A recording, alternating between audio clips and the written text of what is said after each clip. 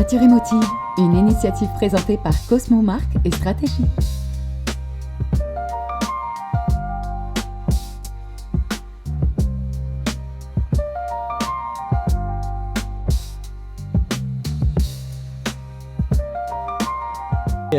Alors, bienvenue tout le monde à Nature émotive. On est déjà à la 3e épisode. Puis aujourd'hui, bon, je pourrais rentrer dans nos histoires glorieuses, mais je pourrais inventer des histoires en fait. Puis j'ai écrit une bio, puis je vais la lire. Donc, ça va comme suit. J'aurais pu inventer une histoire glorieuse pour cet épisode-ci, mais en toute franchise, c'est à travers un voyage mémorable à Cuba, où la bière coulait à flot et les rêves d'affaires commençaient à prendre forme, que j'ai rencontré l'entrepreneur qui va m'accompagner pour la prochaine heure. Sans le savoir, ce fut le début d'une amitié sincère, gardée vivante à distance pendant plusieurs années, alors que chacun de nous traçait sa route. Aujourd'hui, près de 10 ans plus tard, je le retrouve à la tête de Fireburns, une marque 100% québécoise à l'image de ses associés, qui produit plus de 150 tonnes de piments locaux par année, vendus dans près de 3500 points de vente au Canada et en Europe. C'est pas rien. Pierre-Olivier Drouin et Frank Ménard sont des entrepreneurs inspirants, passionnés et audacieux qui ont su transformer une idée simple en un véritable empire du piquant au Québec. PO, enfin, bienvenue à Nature émotive. Ben merci Alex, je suis vraiment content d'être ici. Fait longtemps que je t'ai vu en vrai. On se parle des fois au téléphone, en FaceTime, mais là, en vrai, ça fait du bien de te revoir maintenant. Ben PO, t'as été... C'est par où partir, hein? À chaque fois qu'on se voit. Par où commencer? Par où prendre ça? T'as joué tous les rôles dans les 10 dernières années pour moi. T'as joué le rôle du mentor, t'as joué le rôle du... Mon Dieu. Du sounding board, peut-être même sans que je te l'ai dit, puis sans qu'on se le soit dit entre chum de boys, là. Mais t'as été le sounding board, t'as été le mentor, t'as été même des fois le gars qui m'a donné des conseils complètement far left que je me serais jamais attendu d'avoir. T'as vu ma petite famille grossir, ouais. T'as vu le mariage avec ma blonde qui était avec moi à ce moment-là d'ailleurs. Fait que t'as vu pas mal l'évolution. Toi, de ton côté, t'arrives aujourd'hui, tu me dis en partant, là, puis là, on est déjà en train de sortir des questions, je savais que ça arriverait. T'arrives ici, tu me dis Alex, là, je te le dis, on est dans la plus grosse période ever. Ouais, ben. Toi, comment tu vas, toi, dans l'humain, mais l'entrepreneur après, mettons? L'humain va bien. Ouais. Vraiment. Ouais. Écoute, on passe par toutes sortes de phases dans la vie, que ce soit, tu sais, j'arrive à 42 ans, puis... Ça paraît pas. Non, mais merci. C'est encore beau comme un petit je suis à 42 ans. Un peu l'introspection de dire où est-ce que je suis rendu après 10 ans d'être en affaires, d'où est-ce qu'on est allé, par où qu'on est passé. Puis là, c'est plus comment moi... où est-ce que je suis là-dedans. C'est plus là où est-ce que je suis, puis comment que je vais super bien. Pour vrai, là... Y a-tu eu des changements dans où tu te positionnes? Ben, ou c'est l'évolution qui a amené là? C'est l'évolution qui a amené là. Parce que, veux pas, quand tu pars en affaires, moi et Frank, on a décidé de tout investir du jour 1. Je m'en rappelle, même. Tout investir du jour 1. Deux malades. Quand on s'est rencontrés à Cuba, c'était la première fois que je prenais des vacances en je sais pas combien, 2 ans peut-être. Tu sais, prendre une semaine de vacances, hein. Puis, tu sais, oui, en affaires, c'est ça, il faut travailler fort, mais, tu sais, depuis qu'on s'est rencontrés à Cuba, ben, l'entreprise a évolué. Moi, j'ai évolué en tant que personne aussi. Mais on passe par toutes sortes de phases, puis là, je suis plus rendu dans une phase où, après 10 ans dans l'affaire, comment moi, next step au PO, qu'est-ce que ça va être? Très cool.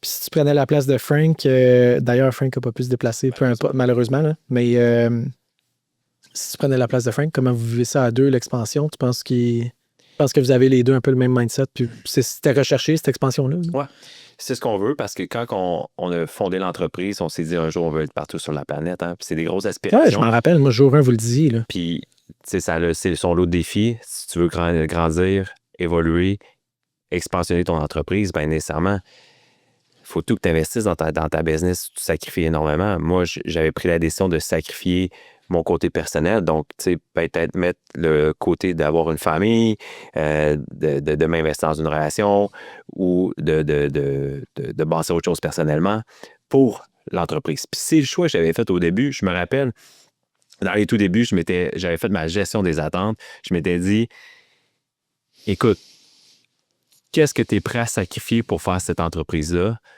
Tu sais, il y a des soirées que tu ne pourras pas aller, il y a il y a des sports que tu ne pourras plus faire, il y a des activités que tu ne pourras plus faire.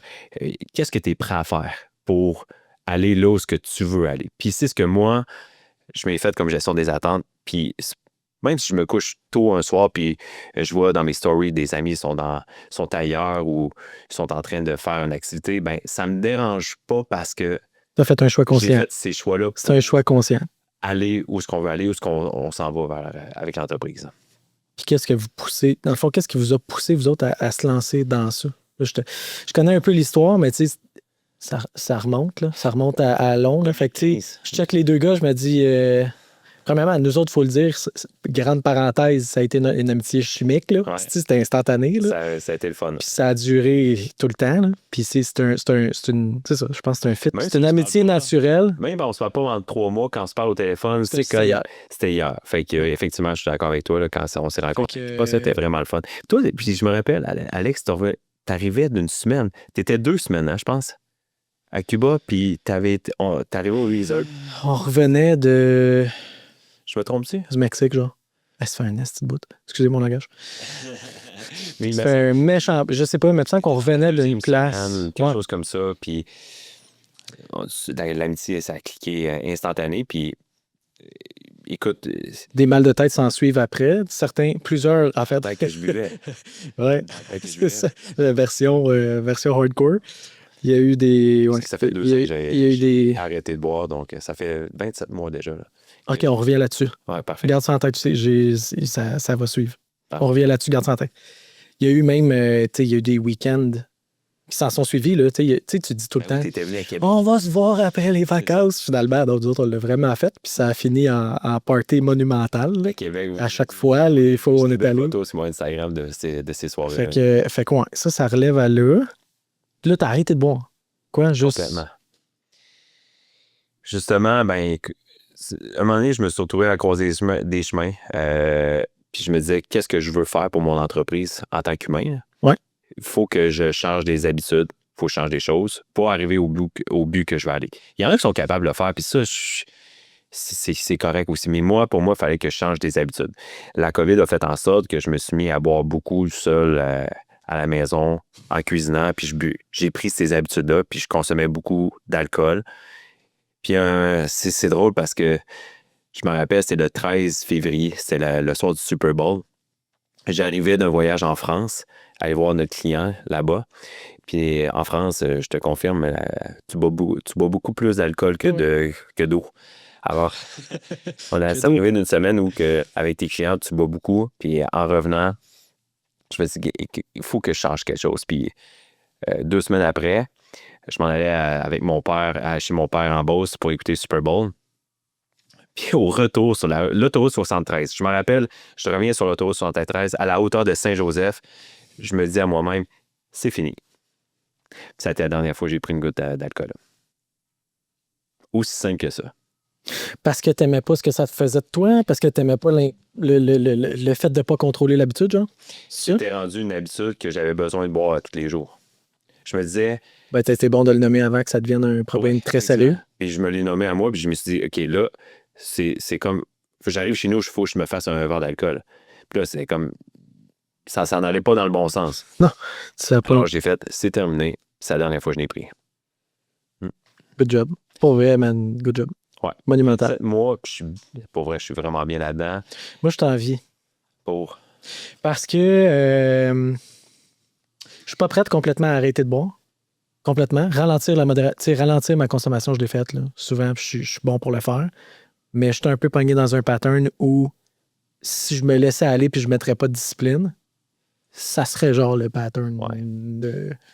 J'ai comme identifié... Le martini est facile à convaincre le mardi, puis le mercredi, puis le jeudi, puis le vendredi, tu sais.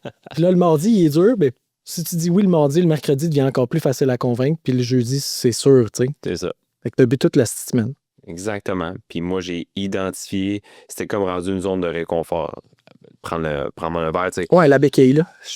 Ça me fait du bien. Tu sais, grosse journée au travail, je prends un verre. Puis c'est correct, ceux qui en prennent. Là. Moi, j'ai plein d'amis, puis je vais dans les soirées. Le monde consomme, j'ai aucun problème. Là, c'est super. Là. Puis, je me rappelle, j'allais à l'école d'entrepreneurship à ce moment-là, puis 1 mois avant que je décide d'arrêter, j'avais été déjeuner avec un collègue qui s'appelle Christian. Puis lui avait déjà arrêté. Il avait fait, ça faisait quelques mois ou presque 1 an qu'il avait arrêté. On a été déjeuner ensemble et j'ai posé des questions là-dessus. Puis il m'a dit, si tu décides d'arrêter, fais ta gestion des attentes, puis dis-toi que ta première année va être plate. J'étais comme, OK. Effectivement, elle est plate. Je l'avertis. Je le dis aux gens qui me posent des questions. Ça a été plate.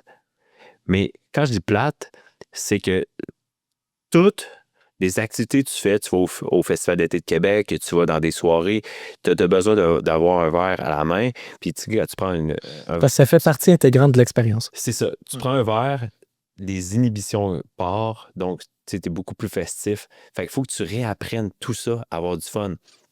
Tu vois, sans l'habitude. J'ai été dans une première soirée, puis pas boire, ça a duré 30 minutes. Je suis parti de là, j'ai comme, voyons, mais c'est bien plate, j'ai pas aucun plaisir.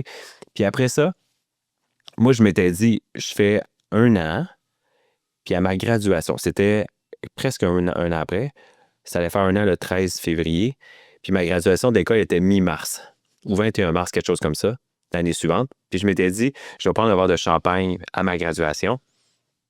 Puis c'est drôle, tu sais, la vie est bien faite, là. Et à l'école, ils nous connaissent vraiment bien sur nos habitudes. Puis à la graduation, une des serveuses est arrivée à côté de moi et elle dit, PO, on t'a préparé un verre de champagne sans alcool. Ben, un verre de bulle sans alcool. Là, j'ai fait, voilà, j'ai mon signe pour continuer. Puis j'ai continué encore. Puis ça, moi, j'ai trouvé ça ultra tough. Il y a un bout où... puis excuse d'interrompre, l'histoire est sharp, là, même avec l'école, je trouve ça cool. C'est un beau geste, c'est une belle signature de la part de l'école d'avoir pris soin de dire « OK, attends, PO, il boit pas. » C'est des détails cons que tu te dis. Ben, moi, ils ont pensé à toi, c'est hot. C'est vraiment hot, c'est une belle attention. Plus loin que ça, moi, je l'ai fait m'emmener un 30 jours qui est devenu plus long que ça, finalement. Là, mais tu sais, m'emmener, j'avais fait comme... Là, je bois vraiment beaucoup. Mm-hmm. C'est souvent l'été. Parce qu'on dirait que je suis comme plus facile. Je sais pas pourquoi, on dirait que l'été, c'est plus facile. Puis là, j'étais comme, OK, là, je bois vraiment beaucoup. Corina, que tu connais, elle, c'est comme, OK, remets-toi en ligne, là. Fait que c'était comme, là, on va se replacer.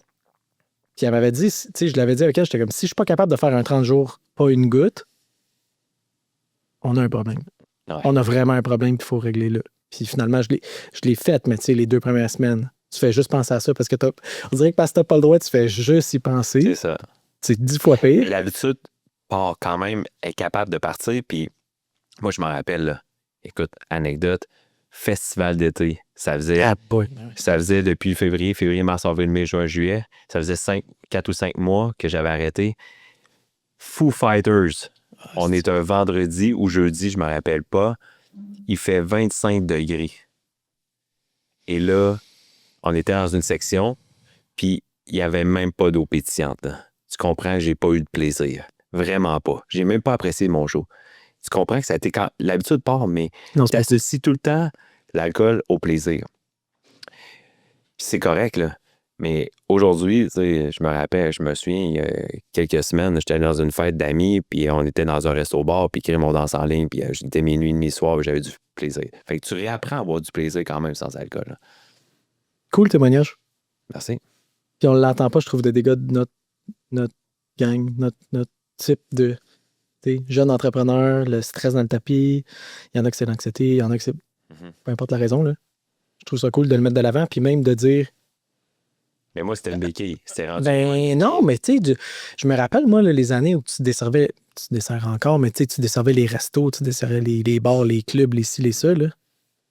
C'est parce que t'es plongé dans cet environnement-là. Fait que si c'est tout le temps la béquille, apparemment, tu bois tout le temps. Mais puis il y a tellement de bonnes offres sans alcool maintenant. La bière sans alcool est vraiment bonne. Ouais. Elle est excellente. Ben, c'est sûr que tu sais, on se souvient pas trop qu'est-ce que ça goûte, là. Moi, j'ai perdu je me souviens plus qu'est-ce que ça goûte nécessairement. Genre une vraie bière. C'est pas une vraie bière, là. Une bière avec alcool, là. Mais, tu sais, mettons, la Corona, elle goûte identique, là. Ce que je me rappelle. Sur ta santé. Ouais, c'est clair. C'est le sommeil, c'est le... Puis je me suis mis à m'entraîner à ce moment-là vraiment beaucoup. Puis je continue à m'entraîner. C'est comme changer un peu les habitudes de... puis je me suis mis à faire du CrossFit. Fait que, tu sais, arrêter de boire l'entraînement plus le travail, là, c'est un bon mix, ça. Très cool. Écoute, je suis comme... Moi, j'ai en tête nos années folles, puis c'est un cheminement. Good job. Mais Good job. pas d'avoir quand même du plaisir. Ah ouais. Mais c'est Tu réapprends. différent, là, ouais. Ah ouais, tu le réapprends. Au niveau... moi, je veux juste qu'on tombe un petit peu peut-être sur les débuts. Ceux qui vous connaissent moins bien, je disais tantôt, bon, l'Empire, sauce piquante, etc. D'où vient l'idée de créer des sauces piquantes? Moi, je connais la réponse, mais que tu partages ça aux gens. Ouais. Qu'est-ce qui a fait que vous deux avez fait comme c'est pas vrai? Il y a mieux que ça. Moi, je vais partir un petit peu avant. J'étais dans le domaine, j'étais dans l'entreprise familiale pendant plusieurs années. Et mon père a vendu son entreprise, donc j'avais plus de travail. En tant qu'adulte, je suis retourné à l'université en tant qu'adulte. J'ai fait 2 ans d'université pour me trouver un travail dans une banque. Et comme j'ai travaillé aux caisses, puis après ça, j'ai été au service aux clients là, comme directeur de compte. Puis j'aimais pas ça. Je m'emmerdais. J'aimais pas ça.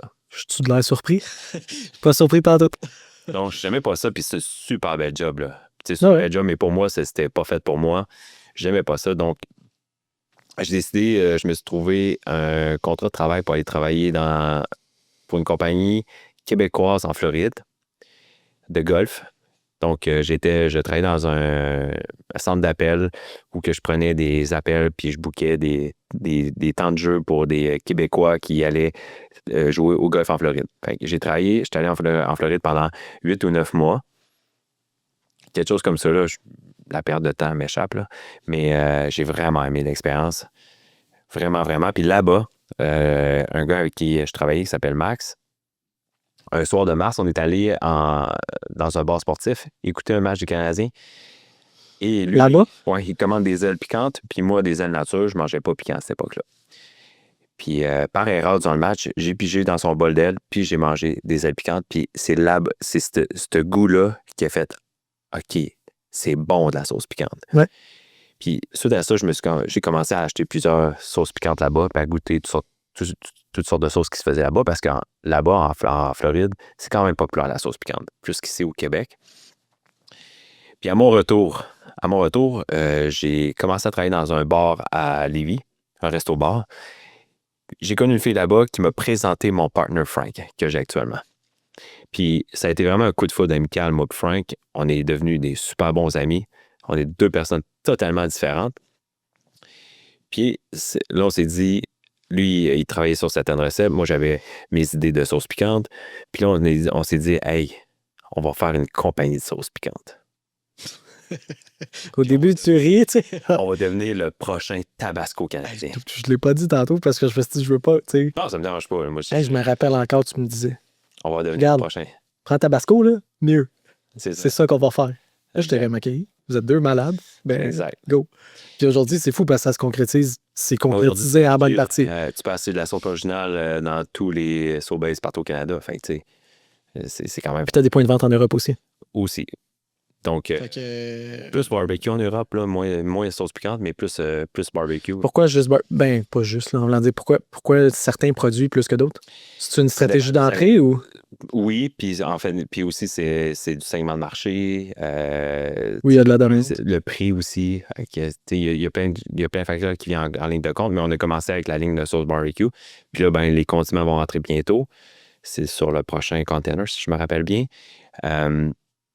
Fait qu'on y va vraiment étape par étape. Mais, pour revenir à l'histoire de la sauce piquante, puis en 2015, on était la première compagnie de sauce piquante au Québec à faire de la sauce piquante. Donc, on était d'un premier. Moi, je comparais ça à cette époque-là. La sauce piquante va devenir le prochain marché comme la microbrasserie au Québec dans le temps d'Archibald. Ouais. Archibald, puis de... Ouais, tu traites, là. avant ça, là, mais c'est Archibald. Puis ce que je trouve vraiment le fun, j'ai eu la chance de rencontrer M. Nolin qui a fondé Archibald il y a quelques semaines. Je l'avais déjà rencontré, mais j'ai eu une bonne discussion avec lui il y a quelques semaines. Puis j'y contais cette histoire-là que quand on a fondé Fireburns, puis dans ma vision de la sauce piquante, c'était un peu ce que lui avait fait avec Archibald. Fait que je me suis inspiré beaucoup de ce que Archibald a fait dans la vision du marché de la sauce piquante. Parce qu'Archibald, je sais pas si tu te rappelles, il y avait Belle Gueule. Ben, c'était ma prochaine question. Je m'allais dire, tu sais, dans Archibald, qu'est-ce que vous deux avez fait comme on tripe sur le modèle d'affaires, puis c'est un modèle d'affaires qui est viable dans la sauce piquante aussi? Mais pas nécessairement le modèle d'affaires. Tu rattaché au produit? Mais en fait, c'est plus le marché de la microbrasserie. Je sais pas si tu te rappelles, il y Ouais. avait Belle Gueule, puis il y avait Archibald au début. Il n'y en avait pas tant que ça, on pourrait dire des bières. Ben, il y en avait, mais c'était pas du volume, puis c'était pas comme eux l'ont fait. C'était pas à cette... C'était au dans cette intensité-là. Ouais, c'est ça. Moi, je me rappelle, mettons, quand je te dis que c'était au balbutiement, moi, je me rappelle, dans le temps que j'habitais en Beauce, on montait à Québec, puis on allait chercher la bière Archibald, tu sais. Ça, c'est on recule, il y a loin, là. Puis c'était les balbutiements de la bière microbrassée dans le temps. Puis 2015, ben là, la micro était quand même avancée au Québec. Puis moi, je me disais, on va faire ce que Archibald puis Belle Gueule ont fait dans le temps de démocratiser ce monde-là. Puis c'est ce qu'on a fait. Très bien. On a amené une autre façon de consommer épicé. Parce qu'à cette époque-là, il y avait Red Hot, il y avait Tabasco, il y avait la Sriracha avec le bouchon vert. Là. La vraie compagnie s'appelle Wufong et non Sriracha. Là. Ouais, avec le poulet dessus. Là. Ouais, c'est ça. Avec la poule, avec le coq. Alors, tu sais, t'avais ça. Puis nous autres, on voulait amener une nouvelle option de manger épicé. Fait que quand on a créé les sauces, on s'est dit, qu'est-ce qu'on va faire de différent? Fait qu'on va créer. Puis quand les gens y ont en tête, sauce piquante, ça pique, ça brûle. OK? Dans le temps, là, je parle.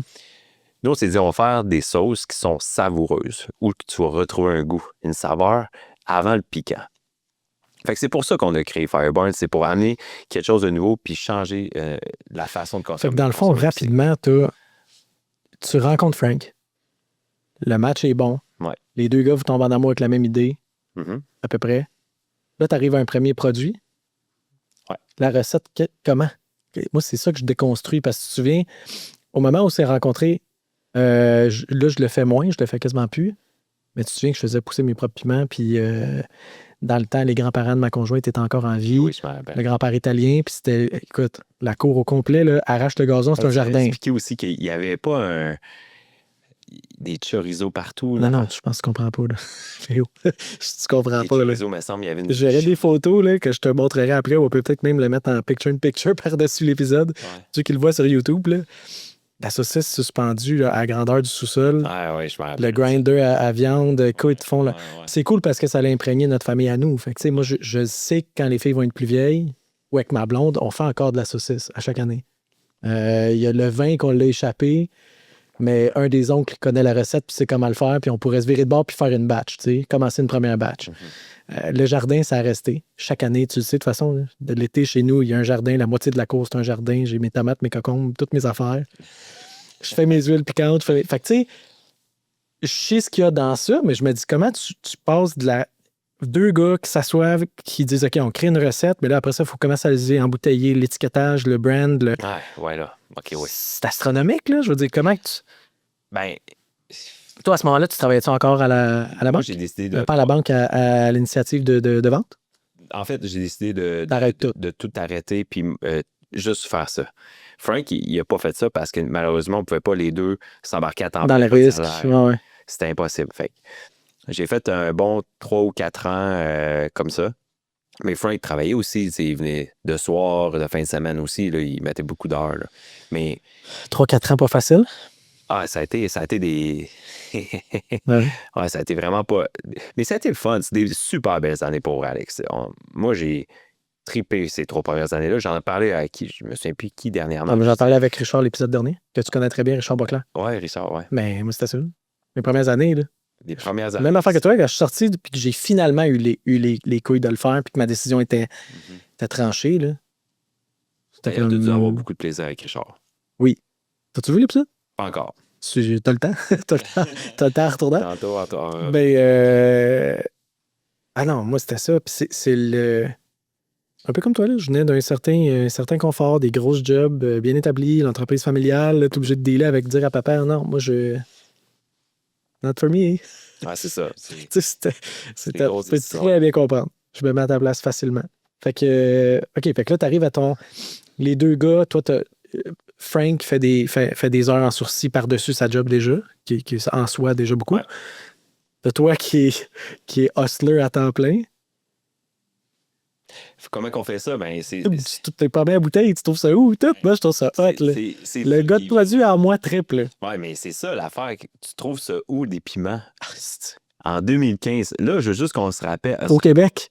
En 2015, il n'y a pas TikTok. Il n'y a pas Instagram, presque pas. Il existe Instagram, mais c'est pas qu'est-ce que c'est aujourd'hui à l'accès à l'information. YouTube était là, mais c'était pas tout le contenu qu'on a accessible rapidement aujourd'hui. Il n'y a pas des haies non plus. Mais qu'est-ce qu'on fait pour trouver 10 piments au Québec? Fait que tu te débrouilles avec Google, puis je fais des recherches. Piments forts. À un moment donné, je vais voir un distributeur de fruits et légumes. Trouve-moi des piments. Il me trouve des piments. Là, à un moment donné, c'était comme... Ça me prend tel autre type de piment. Tu commençais à faire des recettes différentes. Puis... Ben oui. Puis on avait... C'était à ce moment-là qu'on a commencé. On avait eu un contact qui nous avait dit « Hey, il y a ce resto-là, ils ont ils ont un sous-sol où il y a un steam pot avec... où est-ce que vous pouvez faire pourriez faire vos sauces. Steam pot veut dire quoi? Un genre de... Pour faire bouillir... Ouais, faire bouillir tes affaires puis faire ta sauce. OK. Une chaudière qui fait chauffer, là, c'est quand même... C'était quoi? C'était 200 litres? Ouais, c'était 200 litres. À ce moment-là. Puis, écoute, on a été voir la personne, puis ils ont décidé de nous louer un soir semaine. Fait que c'était un soir semaine seulement. On faisait nos sauces. On les embouteillait à la main. Mais comment on trouve des bouteilles aussi? Tu trouves ça où, les bouteilles? Je te dis ça, moi, ça me fait... Basé votre histoire. Je l'ai vécu à travers les appels qu'on a eu, nous autres, dans les 10 dernières années, là, que c'était le haut, les bas, le roller coaster, puis à chaque fois, c'était comme, OK, PO, il allait bien aujourd'hui. PO, il allait pas bien aujourd'hui. PO, il allait bien aujourd'hui. PO, il allait vraiment pas bien aujourd'hui. Ah non, mais c'est parce que c'est tellement important. Puis à ce moment-là, ben, je gérais pas mes émotions comme aujourd'hui. Là, mais c'est pas ça. C'est la discussion qu'on a entre nous deux, c'est pas la discussion qu'on a. T'as pas à gérer tes émotions quand tu parles entre gars. Là. C'était quand même des période assez complexe parce que, tu sais, aucun banquier va te prêter de l'argent quand tu vas faire de la sauce piquante en 2015. Là. Je savais, j'avais travaillé dans une banque, je savais, moi, j'avais le meilleur plan. Penses-tu qu'aujourd'hui, ça serait plus facile? Je t'en ferais différemment, mais le marché, il est un peu plus prêt aujourd'hui à accueillir ça. Tu le ferais différemment? Ben, parce qu'on a pris le chemin le plus long pour arriver en épicerie. Parce que le chemin qu'on a pris, c'est on y allait épicerie par épicerie pour vendre. Ouais. Tandis que tu peux y aller directement à la bannière pour faire lister dans toutes les épiceries. Mais là, il faut que tu leur vendes le projet, etc. Quand tu dis bannière, c'est genre tu passes par le distributeur principal qui, lui, shoot dans toutes les épiceries? Le siège social, mettons, de métro, IGA. OK. Donc, tu vas leur présenter ton projet, puis là, ils décident de lister tes produits dans tous les épiceries en même temps. Fait que là, c'est sûr que tu as des grosses commandes, mais à ce moment-là, faut qu'on fournisse les commandes. On n'a jamais été capable de fournir parce que on faisait ça dans le sous-sol d'un restaurant. OK, je te rappelle. Un soir semaine. Là, ça fait combien de... 2 soirs semaine. Ensuite, 3 soirs semaine. Là, c'était rendu 5 soirs semaine. C'était 2 jours complètes, 2 jours complètes avec des soirs. Puis là, à un moment donné, on prenait quasiment tout leur temps de production parce que les autres, ils produisaient d'autres choses aussi. Puis là, c'était rendu trop pour eux autres. Puis ils nous ont dit, ben, puis je les comprends, puis ils ont été super gentils, ces gens-là. Là, je les remercie. Là. Louis puis sa femme. Là. Salut, si vous écoutez le podcast. Puis ils nous ont super aidés au début. Ils nous ont demandé de trouver un autre local. On s'est trouvé un local vraiment temporaire pour ensuite atterrir dans un local qu'on a loué 2 ans, qui était 1000 pieds carrés à peu près. Puis on a fait partie d'un projet juste un petit peu avant la COVID. En 2019, on a fait un projet sur la Rive-Sud de Québec avec un promoteur. Et on est parti de 1000 pieds carrés à 8000 pieds carrés sur la Rive-Sud. Puis on est rentré le 29 février 2020. Qu'est-ce qui s'est passé 14 jours après? La COVID est arrivée. Fait qu'on est arrivé dans une usine flambant neuve quelques jours avant la COVID. Fait que ça a été vraiment une grosse épreuve parce que là, on s'automatisait avec une ligne d'embouteillage automatisée au complet. Attends, mais avant ça, là, recule. Là, dans l'œil du dragon, c'était quoi? C'était 2017? 2017. Fait que ça, en plus, tu avais un carnet de commandes qui rentrait. C'est sûr. Il y a eu un impact avec ça ou pas? Ben oui. Sans les détails. Là. Mais tu sais, j'aimerais ça repasser au dragon avec la structure qu'on avait en 2020. Ça aurait vraiment été un autre game parce qu'on avait... T'aurais pas pu? Ben, on l'a fait peut-être un peu vite parce qu'on n'avait pas la distribution nécessaire pour le flow qu'on a eu cette soirée-là. La distribution, on n'était pas dans tous les épiceries. On en était dans plusieurs points de vente, mais on n'était pas dans tous les points de vente qu'on aurait pu être à ce moment-là. Mais moi, j'ai un conseil à ceux qui vont au Dragon. Là, si vous voulez aller au Dragon, assurez-vous d'avoir une super bonne distribution faite pour pouvoir avoir bénéficier de l'attention médiatique que ça peut vous donner. Là. Mais Puis l'étape clé, tu sais, les étapes clés dans l'expansion de ça, ta nouvelle usine, tout ça, c'était quoi? Le but, c'était de prendre la croissance? ben oui. Strictement? Ou d'être C'est ça. capable de fournir tes commandes? Non, mais imagine, on avait une bonne distribution chez IGA et chez Metro. On arrive dans notre nouvelle usine. L'enfer. Ah non, l'enfer. Le cœur te tombe. Écoute, on a tout investi dans ce projet-là. Là. Nous autres, c'était comme le projet d'une vie. C'est le projet Le projet d'une vie. C'est le projet d'une vie. Puis on arrive 14 jours après, la COVID arrive. Nous, notre gros volume était des sauces aux tables dans les restaurants. Première chose qui s'est passée, c'est on enlève tous les condiments des tables. Tout notre marché dans la restauration, c'est envolé d'un coup sec. C'était 20, à ce moment-là, c'était 25 de notre chiffre d'affaires qui a fait fini. D'un coup sec. Là, on arrive dans une nouvelle usine qu'on a investi je ne sais pas combien d'argent dans ce projet-là. Puis, on commence avec des bureaux qui sont vides. Fait que les bureaux n'étaient pas terminés parce qu'il fallait qu'on recommence à produire. Ça faisait quand même un certain temps, là, quasiment un mois, qu'on était en transition entre l'ancienne place et la nouvelle. Et là, il fallait produire. Il fallait faire de la sauce. Hein. Puis c'est là. T'as pas le temps de... Puis là, la COVID arrive. Fait que notre modèle était basé sur le chiffre d'affaires en épicerie, plus en restauration, puis un petit peu en ligne. Là. Vraiment, c'était très minime. On venait de migrer avec Shopify quelques mois avant. C'était tout nouveau. Là. Et là, on décide de faire avec nos réseaux sociaux de... Tu me racontes ça, On décide avec nos réseaux sociaux de faire... des initiatives. Puis là, les ventes en ligne commençaient. Et là, notre chiffre d'affaires est parti de l'épicerie en ligne. On faisait des commandes en ligne. C'était hallucinant. Le monde achetait de la sauce aux quatre coins de la province. C'était impressionnant. Là. Je me rappelle, on est parti qu'on faisait peut-être une commande ou deux par jour à peut-être 100 par jour. Tu sais, dans les tout débuts, là, c'était comme... C'est fou, là. Le flot de commandes qui rentrait. Puis c'est ça qui était le fun. Ça, vous aviez été accompagné par quelqu'un? T'avais quelqu'un à l'interne? On a tout fait ça. C'est ça, oui. En bon français? On a fait du mieux qu'on pouvait. Ouais. Mais ça nous a fait apprendre énormément.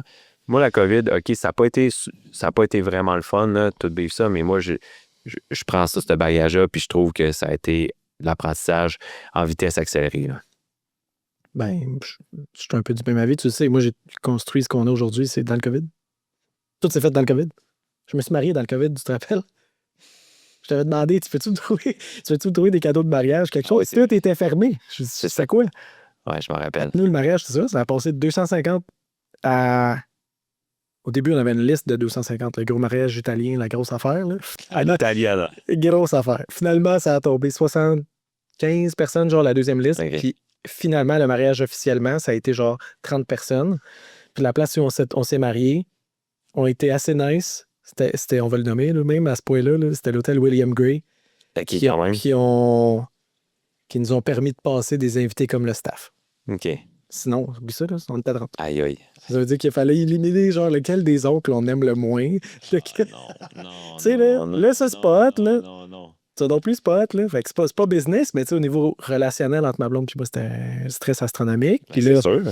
on venait, nous autres, on a aménagé on venait acheter notre maison en octobre, à ce moment-là. C'était la discussion qu'on avait eue, là. J'achetais la maison, puis on planifiait le mariage pas long après. Puis c'était dans ces appels-là là, que tu m'avais dit, ben là, on peut te faire de quoi? On va checker. Je vais t'organiser quelque chose. Ben, tu sais. Ah, c'était une période. Pas drôle. Pour personne, c'était pas drôle. Là. Pour personne, c'était vraiment pas drôle. Mais tout ce qu'on peut sortir de ça, c'est positif. Exactement. De l'autre côté, c'est un peu moi ce qui. J'ai profité du momentum pour me builder quelque chose, puis le mettre sur pied. Grosso modo, une idée, là, mais en tout cas, je savais où je m'en allais un peu avec ça. Cette période-là Qu'est-ce que tu as appris là-dedans? Si tu l'as... Cette période-là, je pense que ça l'a appris à beaucoup de monde à se sortir de leur zone de confort, puis à peut-être déterrer des rêves que les gens avaient, puis les mettre en exécution. Je pense que ça a servi à ça. Il y a beaucoup de belles business qui sont nés, je pense, de la COVID. Oui, il y en a qui ont dit qui sont plus là aujourd'hui, mais je pense qu'il y a des belles business qui sont sortis de la COVID. Je pense que le ralentissement, tu me dis si je comprends bien ce que tu dis, puis on dit peut-être la même affaire. Le ralentissement a permis l'opportunité, genre.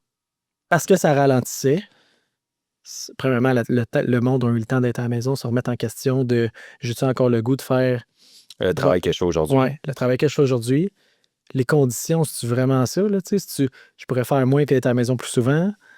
J'ai-tu le goût de retourner au bureau, moi, mais que ça reparte? T'sais, c'est plein de questions, ça, que moi, j'ai pas vécu, mais qu'on entend. Puis, même plus loin que ça, excuse mon TDAH, j'ai oublié où je m'en allais avec ça.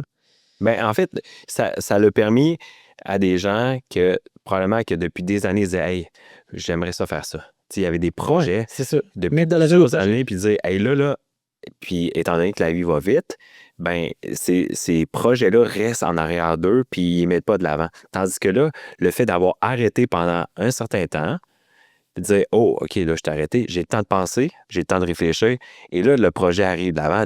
Là, maintenant, je suis confronté à prendre une décision, comme toi, tu as fait, Alex, puis tu as dit « Je fais-tu mon projet ou je reste dans l'entreprise familiale? » Dans le confort. Puis là, tu as dit « Parfait, je m'enfonce dans mon projet. » Ça t'a amené à te surpasser.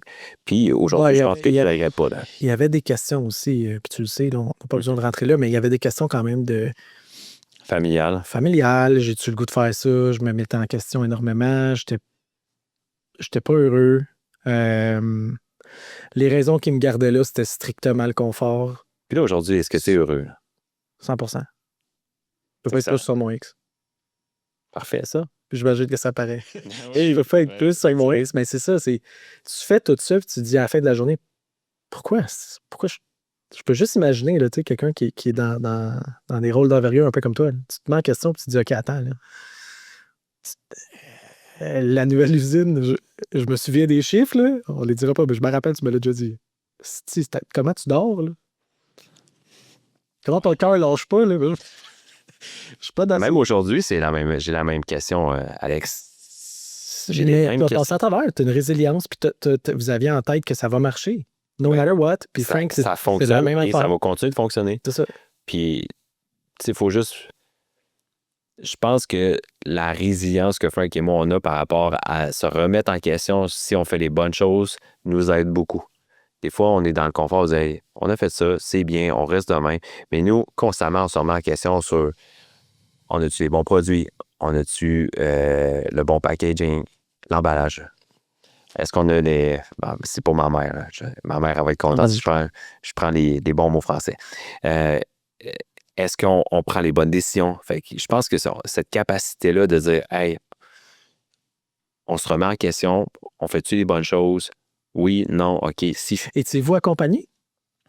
Qu'est-ce que tu veux dire? As-tu quelqu'un, mettons, en temps d'urgence, tu sais, te connaissant, as-tu rallié tes troupes et t'as-tu dit, OK, ça nous prend quelqu'un, un chef de troupe, là, qui va nous dire ou qui va nous épingler, nous aiguiller. Tu parles durant la COVID? Ou... Oui, durant la COVID, mais même pendant toute l'évolution de cette affaire-là. Je te donne un exemple. Moi, souvent, je vais revenir à mon père qui a joué un rôle autant de sécurité qu'un rôle d'aujourd'hui.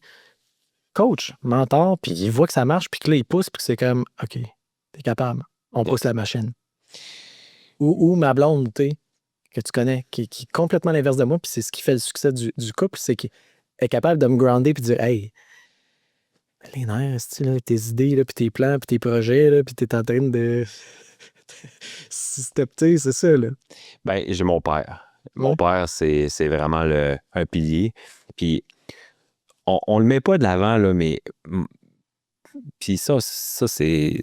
Je pense qu'on devrait plus le faire parce que souvent, les gens pensent que Fireburns appartient à Frank et moi, mais mon père est actionnaire aussi de l'entreprise.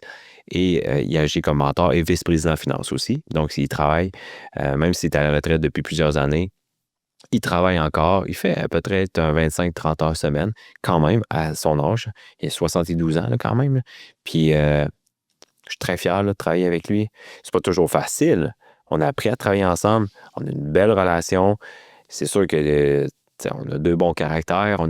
Comme je disais tantôt, on a appris à travailler ensemble. Puis aujourd'hui, ça va vraiment bien. Puis je me considère vraiment chanceux puis privilégié de l'avoir à mes côtés. Parce que quand ça va pas super 100%. bien, puis ma mère n'est pas toujours très loin. Hein? Ma mère n'est pas toujours très loin aussi parce que ma mère et mon père ont travaillé longtemps ensemble. Fait que c'est un, en fait. C'est mon père, mais ma mère, elle vient avec mon père aussi. Fait que, tu sais, on passe à travers tous les défis de la business. Puis lui, je trouve ça le fun pour moi, mais pour lui, c'est pas facile parce que lui, à son âge, il est dans un start-up. Puis ça passe par différentes... Tu sais, lui, il a vendu une entreprise mature. Pendant plusieurs années, ça allait bien. Ça, c'est quoi? Il était dans le pétrole, mon père. Moi, section 2025, là, mais lui, il a vendu en 2008 une entreprise de distribution pétrolière en Beauce. Des stations de service, des camions d'huile. Tu sais, avant, le monde chauffait à l'huile. Là. Oui, il y en a qui chauffaient à l'huile. Ça existait. On salue la planète Terre. On salue la couche d'ozone. Ouais, ça existait dans le temps. Moi, aujourd'hui, ben, après, je sais pas il y en a encore beaucoup qui chauffent à l'huile, là, mais lui, il avait ce type d'entreprise-là. Il a vendu. Puis, tu sais, pendant presque 2008 à 2000, quasiment 9 ans à la retraite, à voyager, à jouer au hockey avec ses chums dans des tournois un peu partout dans le monde. Là, il avait son équipe, puis il se promenait, il faisait des tournois de hockey. Il a profité vraiment une bonne portion de sa retraite. Puis là, en 2017, il est venu actionnaire avec nous. Et là, il s'est embarqué dans le startup. Pourquoi? Ben, qu'est-ce qui l'allait dans... C'était-tu de travailler avec toi? C'était-tu le... Ça a été quoi le plus? Parce que tu me dis, c'est un financier, là? Tu m'as dit, il est VP Finance? Ouais, VP Finance. Fait qu'il est en ligne finance pas mal? Ouais, toute la stratégie pour relever des fonds avec les banques, des stratégies cool. budget. Ah ouais, c'est cool. On le fait ensemble, mais c'est vraiment lui qui gère ça. Toutes les améliorations d'usine qu'on fait, les plans d'amélioration d'usine. Puis le ramener le ramener de sa retraite, c'était quoi? C'était que lui voulait... Ben, je pense que ça s'est fait un peu naturellement. Mon père, c'est un homme d'affaires. Il va toujours faire des affaires. Il aime ça. Il en mange. Il veut être dans le jus. Il veut être dans l'action. Moi, aujourd'hui, mais parce que il parle plus de son plan de sortie là, en ce moment là, que rester. Puis je le comprends totalement. Là, mais il carbure à ça. On s'est parlé tantôt, puis comment ça va, les ventes, comment il s'informait de ce qui se passe. Il est impliqué dans les finances, mais il est moins impliqué dans d'autres aspects de la business, mais c'est vraiment le fun de travailler avec son père. Les 3 gars, dans le fond, vous avez des rôles 100% complémentaires? Complémentaires. Exact. Marcel s'occupe de la finance, Frank du marketing, puis moi, je m'occupe de la direction générale de l'entreprise et des ventes. Donc, je chapeaute un peu toutes les équipes, mais on travaille tout indépendamment. Comme Frank s'occupe vraiment de toute la portion marketing et création de contenu, tout ce qui touche au marketing, en fait.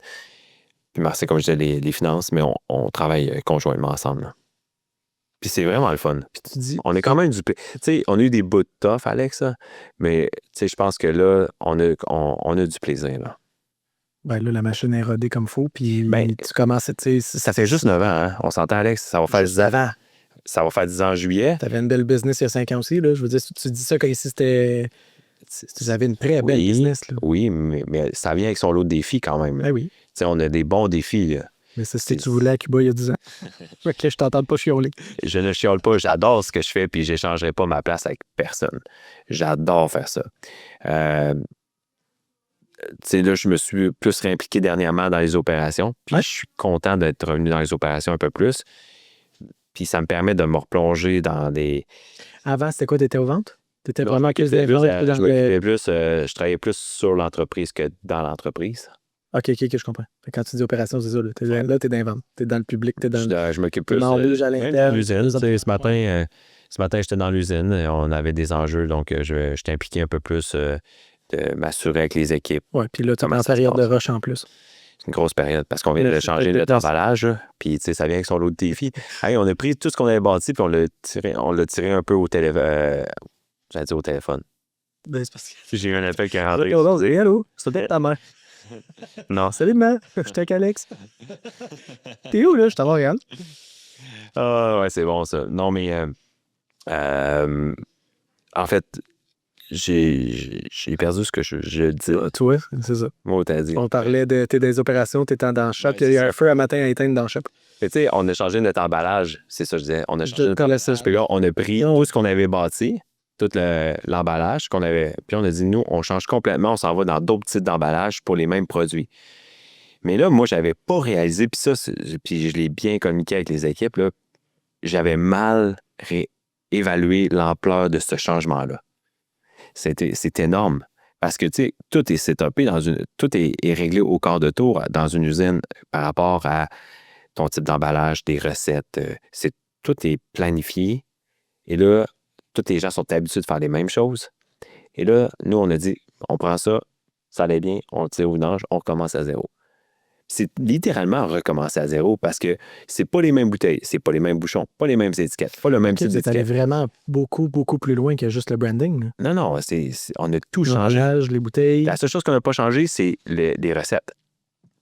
Mais l'emballage change. Mais la ligne d'embouteillage était faite pour l'emballage qu'on avait. Là, faut-tu que tu changes tes machines? On a acheté d'autres machines.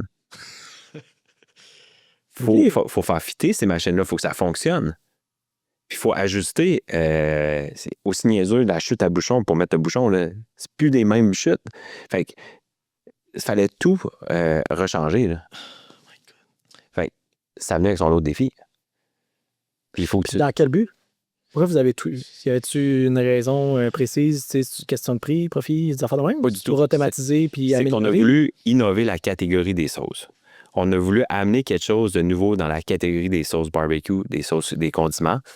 C'est toujours un peu tout pareil. Hein. Quand tu fais des sauces barbecue, c'est pas mal toutes les mêmes bouteilles de vitre. C'est tout le temps un peu la même chose. Fait que nous, on a dit, on veut innover la catégorie en amenant une nouvelle façon, parce que nos bouteilles sont en plastique recyclé, un pourcentage de plastique recyclé, donc pour l'économie circulaire. Ouais.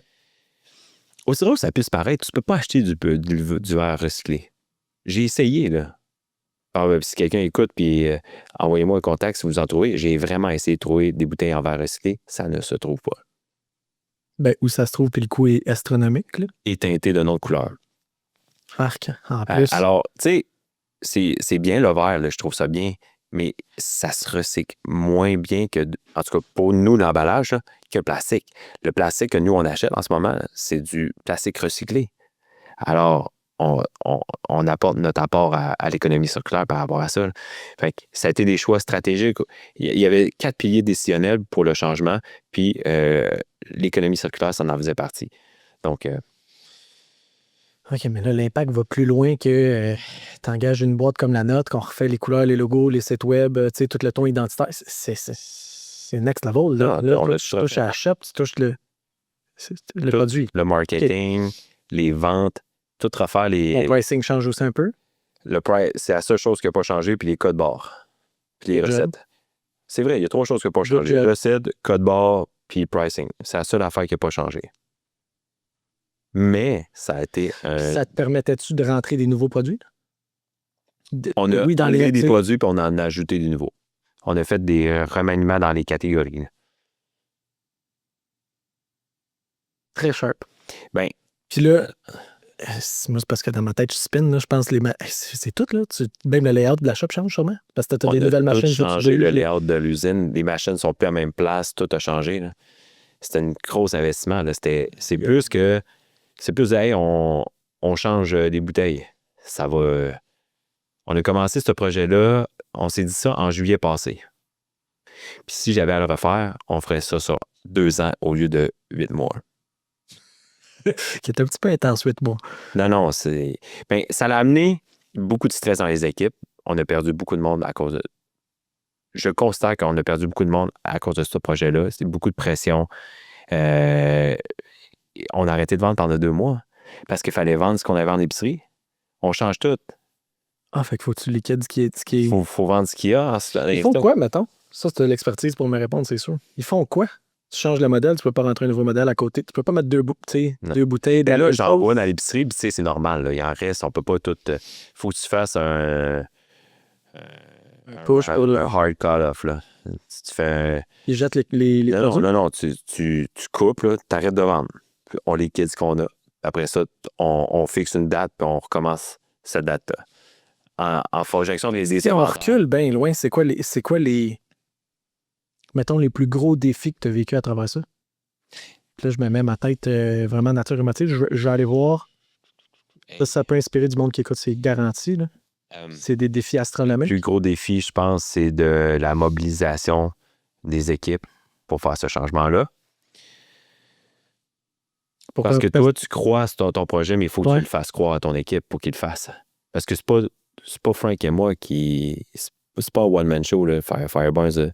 Tout le crédit va aux équipes. Là. Nous autres, on a une chance qu'on a une équipe comme ça. Là. Puis, mais il faut que tu vendes ce projet-là à tes équipes. Il faut qu'ils y croient. Il faut que tu leur dises. Puis, tu as différents types de personnes dans une équipe. T'en as qui sont plus cartésiens, t'en as qui sont plus artistiques, t'en as qui sont plus axés sur les résultats, il y en a qui sont très vite. Mais là, il faut que tu rassembles tout ce monde-là et dire « Hey, gang, on change tout, OK, ce qu'on faisait, puis on s'en va vers complètement autre chose. » Le monde veut t'aimer. Ben, il faut que tu rassembles tout le monde. Pas jouer. T'as pas le choix. Ça n'a pas été facile, rassembler tout le monde. Je ne considère pas que j'ai réussi à rassembler tout le monde. Mais... Tes opérations sont-elles encore toutes au Québec? Tout au Québec. Tout à Lévis. Il n'y a rien qui se fait ailleurs. Aujourd'hui, mettons, tu as encore de la misère à trouver des piments? J'ai en tête ce qui se passe aux States, j'ai en tête toute l'économie. Non. Ça t'est pas que... Tu sais... T'as ajusté la recette, là? Pas nécessairement l'ajustement de recette, c'est que ton système d'achat est fait différemment, puis ton évolution de ton entreprise permet d'avoir des meilleurs contacts, plus directs. Les fournisseurs, oui. On travaille beaucoup plus avec les manufacturiers maintenant, de matières premières, donc... Mais je te dirais aussi, tout ce qui est la préparation financière d'un projet de même, une chance que j'avais mon père. Marcel, il nous a vraiment aidé à se focusser sur voici ce qui les budgets, il faut respecter ça, les échéanciers sont ça, faut lever tant d'argent, il faut aller chercher tant de financement. C'était dur, oui. Ben oui, c'est un projet qui a coûté beaucoup d'argent, là. Je leur ferais, mais différemment, c'est une plus longue période. Là, on a rentré dans la gorge un projet à nos gens autour, nos fournisseurs, tout le monde, en fait. C'était vite. Faut arriver à telle date pour que tout soit fait. Puis tu penses réellement que ça a eu des impacts sur l'externe? Ah oui. Tes fournisseurs, même à parce qu'on mettait de la pression parce qu'on avait une date qu'il fallait lancer les nouvelles en épicerie. Les épiceries ont des dates fixes. Tu peux pas dire hey, ça va être telle date. C'est pas toi qui choisis la date. Je connais rien pas en tout là-dedans. C'est pour ça que je te dis. Explique, va plus loin. Eux, vas-y. On va parler de planogrammes. Les planogrammes, c'est des étalages en épicerie.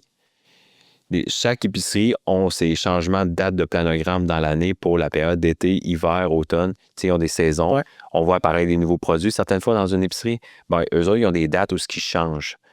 Ils enlèvent des produits, ils en rajoutent des nouveaux. OK? Fait que ces dates-là sont fixes. Tu peux pas arriver et dire... Moi, je suis prêt cette date-là. Cette date-là. Fait qu'il faut que tu sois prêt pour cette date-là.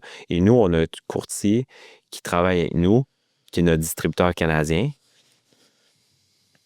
Puis, on travaille avec leur équipe. Puis, il fallait respecter les échéanciers.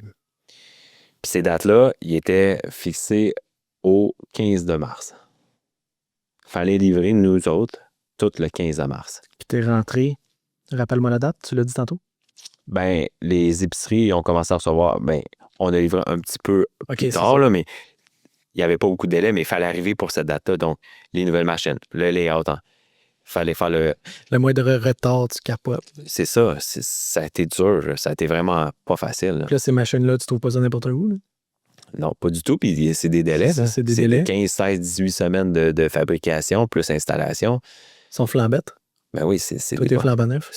t'as pas le choix. Ben, tu peux en acheter usagé, mais principalement, tu essaies d'avoir plus du neuf, plus que possible. Mais ça a été. Tu sais, je regrette pas du Il y a tout. des détails. C'est un oignon, là, tu sais. C'est un oignon à défaire, cette histoire-là. Là. T'as Ah, des c'est- couches, puis des couches, puis des Des couches. couches, puis ça finit pas. Puis Ah, là, tu reçois un email, puis tu dis, ouais, félicitations. finalement, telle machine va rentrer 3 semaines plus tard. Comme Ouais. par exemple, nous, on va avoir je sais pas le mot français, mais une sleeve. Une sleeve sur la bouteille. Mais la machine, finalement, elle n'arrivera pas à table. Ah, un emballage en pochon, là. C'est vraiment juste comme Un manchon. un manchon. Un manchon. Je dis pochon. Manchon. Nous, on avait. C'était des manchons. C'est des manchons qu'on va avoir. Puis là, on a la date pour dire. Ils nous disent, hey, finalement, la machine n'arrivera pas à temps. Là, nous, toutes les nouvelles étiquettes, les nouveaux visuels sont faits sur des manchons. Mais là, Alex, on n'a pas de manchon. Fait que toutes les équipes, puis là, t'es là-dedans, tu vas comprendre, il a fallu qu'on recrée des étiquettes. On refait la job. On fait la job, mais en étiquette, parce que les sleeves ne sont pas prêtes pour la date. Donc, il faut Un faire wraparound. Ouais, qui est un manchon. Excusez nos expressions. Là. Mais là, c'est l'étiquette. Il faut faire des étiquettes parce qu'on a une éditeuse, on a toujours ça, puis on a une. Fait qu'il fallait se trouver un plan B. Avec les bandes à rouleau, là. Ouais. C'est ça? C'est une bande à rouleau. Ouais. Le rouleau, tu passes toutes tes bouteilles une après l'autre. C'est ça. OK, mais là, tu C'est changes tout des de louis automatiques. c'est encore. Ouais, puis là, c'est comme, là, il faut que tu mobilises ton oui, graphiste à l'interne. Faut que tu, là, il ne peut pas faire 30 changements en dedans de peu de temps parce que ça prend des étiquettes, puis il y a un délai pour les imprimer, ces étiquettes-là. Donc, quand je te dis ça met la pression sur tout le monde, ça a mis une pression énorme sur tout le monde. Parce qu'il fallait livrer. On ne pouvait pas manquer. La saison d'été en épicerie est toujours en mars. Alors, il ne fallait pas manquer notre plage pour livrer. Puis là, tu sais, c'est parti. La machine à manchon a été installée pas plus tard que vendredi dernier. Puis ça, tu vois, le 15 mars, 15 ans, quasiment 2 mois après. Là. Mais là, c'est toute une gestion d'inventaire d'étiquettes puis de manchons parce que t'es comme... C'est tous ces petits détails-là sans rentrer dans les détails qui fait en sorte que ça a été un bon défi. C'est pour ça que je dis haut et fort que je le ferai sur 2 ans et non sur 8 mois, là, ce projet-là. Fait que, tu sais, ce projet-là était vraiment super pour l'entreprise. D'un point de vue marketing, c'est extraordinaire. Ça a été un super défi, puis j'ai énormément appris dans ce projet-là.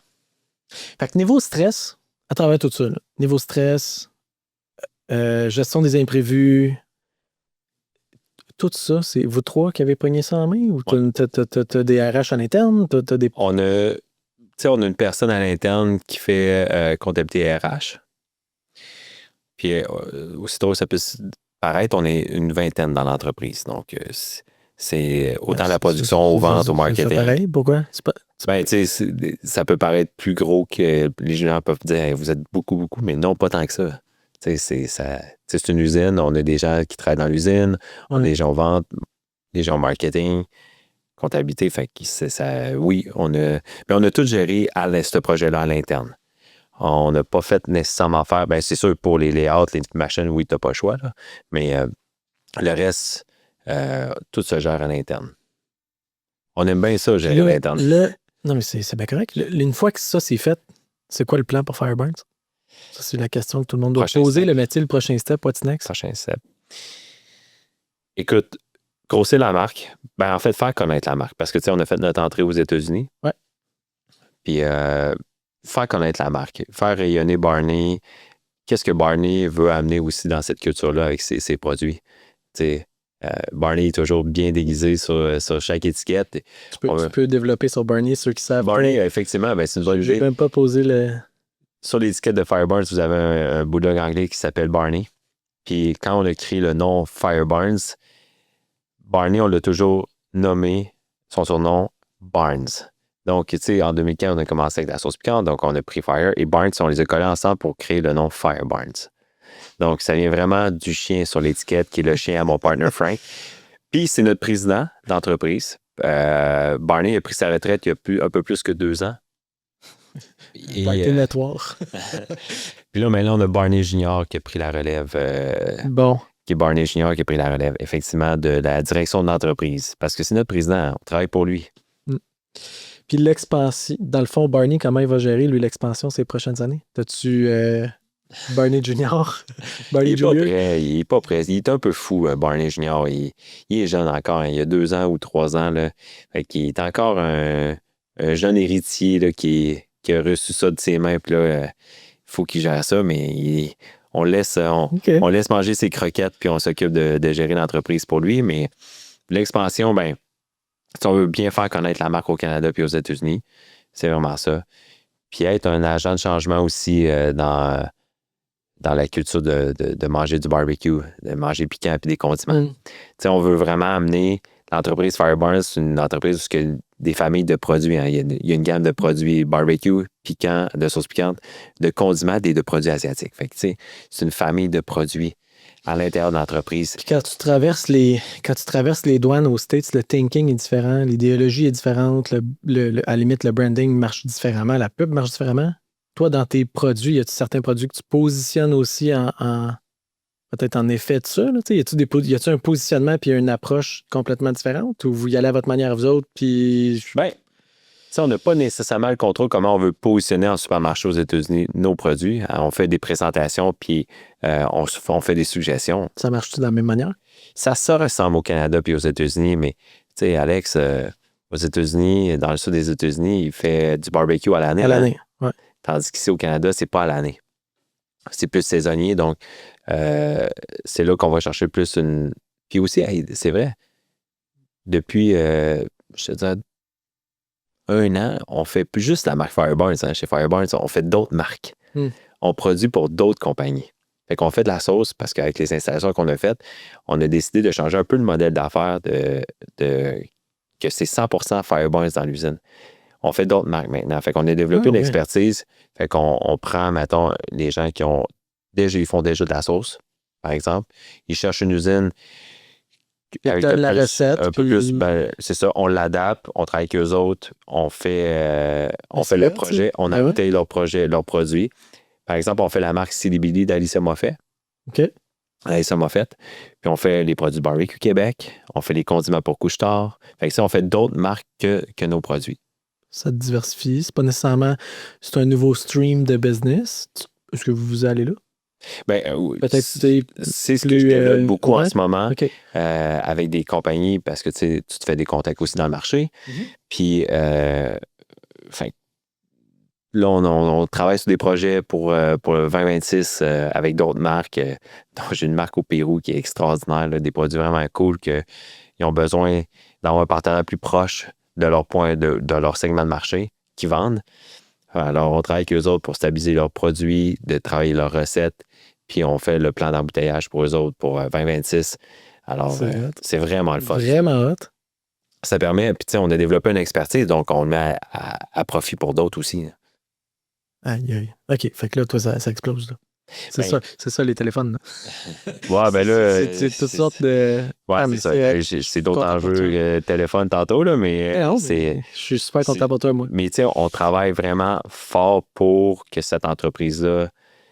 Tu sais, tu fais une entreprise... Tu sais, moi, j'ai tout le temps eu l'idée de faire l'entreprise, non seulement, pas pour moi, pour les gens. Tu sais, je veux que cette entreprise-là, dans 20 ans, 30 ans, que je sais plus... Si tu me permets, là, on arrive dans la conclusion, puis je m'étais pris des questions, puis tu sais comment que je suis très bon pour suivre mes questions. Je les suis pas pantoute, ils sont plus là pour m'aiguiller. Je m'étais mis, si vous pouviez écrire en une seule phrase sur une étiquette Fireburns qui ferait le tour du monde, qu'est-ce qui serait écrit? Wow. Je suis là où je suis comme... Oui, il y a l'entrepreneur, mais il y a les humains en arrière que moi, que j'ai la chance d'entretenir mon métier. S'il te plaît, répète-moi la question. Je m'étais mis des trucs plus feel-good, là, puis je voulais qu'on finisse là-dessus, dont la première, qui est si vous pouviez écrire une seule phrase là, sur une étiquette Fireburns. C'est parce que tu dis « nous », j'inclus Frank là-dedans, c'est ça? OK. Si vous pouviez écrire une seule phrase sur une étiquette Fireburns, cette étiquette-là ferait le tour du monde, ce serait quoi? Wow. On est meilleur que Tabasco? Je sais pas. Non. Wow, c'est une question que je me suis jamais Tu rentres dans l'humain. Fait que, ouais. Have fun. Have fun. Ouais. Je pense que ça serait ça. Parce que on a tout le temps fait. Tu sais, notre slogan, c'est Loyal to Good Time, là, fidèle au bon moment. Là. Ouais. Puis on a tout le temps voulu que la bouteille de Fireburns est là dans tes bons moments. Que tu partages avec ta blonde, avec ta famille, tes enfants. Tu sais, tu mets la bouteille là, la bouteille sur la table, tu es avec ta famille, ben, tu vas avoir un bon moment. On est là, fidèle au bon moment. Puis quand tu es fidèle au bon moment, C'est fort. ben, ayez du fun. Have fun. Fait que c'est tout le temps ça que feeling que quand j'explique pourquoi j'ai fait Fireburn, c'est. Puis pourquoi j'en parle avec le sourire, c'est quand tu as la bouteille de Fireburn, puis tu sais que tu vas mettre une goutte, tu sais que ça va être bon, tu vas avoir du plaisir. C'est rattaché à l'habitude. Même, c'est l'expérience, c'est un feel-good product. C'est ça. C'est d'avoir du fun. Puis je suis super fier de ce slogan-là, le Loyal to Good Time, le fidèle au bon moment. Qui est excellent. Là. C'est Qui est un excellent. chien. Là. Le chien sur l'étiquette, Fidèle. Ouais. Les chiens, c'est le meilleur ami de l'homme. Il est fidèle. Donc, nous, la bouteille de Fireburns est tout le temps fidèle au bon moment. Elle est tout le temps là au bon moment. Très cool. Puis quand vous regardez, ben, tu peux prendre la parole avec Frank, mais quand tu recules, là, tu zoom out, ce que moi j'appelle le zoom out de la première épisode. Là. Bon an, mal an, ça va bien, ça va pas bien. Quand tu zoom out, qu'est-ce que tu regardes ce que tu as accompli, qu'est-ce qui te rend le plus fier, pas comme entrepreneur, plus le gars en arrière de ça.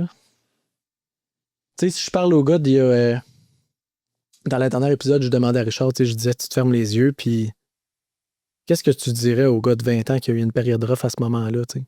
Sachant aujourd'hui ce que c'est.